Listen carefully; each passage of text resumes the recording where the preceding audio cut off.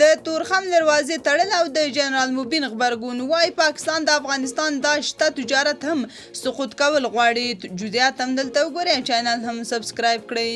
پاکستان چې تل په بیلابیلو بهانو افغانستان سره دروازې تړي او غواړي چې په دې ډول طالبان تر فشار لاندې راوړي او د افغانستان تجارانو ته میلیونونه ډالر تاوان ورسوي، اوس بیا ورته اقدام کړی. تازه خبر دا دی چې تورخم دروازه د ټرانزیت پر مخ وتړل شوه.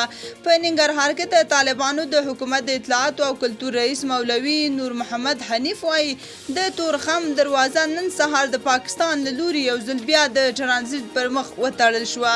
د هغه په وینا د دروازې تړلو لامل د پاکستان له لوري د بار وړونکو موټر چلوونکو د پاسپورت او ویزې غوښتنه ده. حنیف زیاتوي د طالبانو د حکومت له لوري هم له پاکستاني موټر چلوونکو د ویزې او پاسپورت غوښتنه کیږي او اوس لپاره دواړو خواو ته د موټر تګ راتګ بند دی.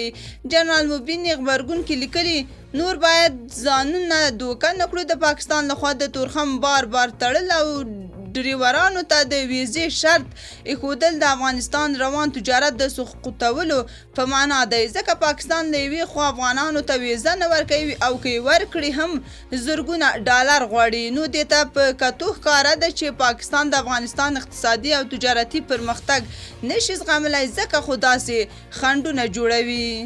تاسو په دې اړه څه نظر لرئ؟ کومنټ کې شریک او چینل هم سبسکرایب کړئ.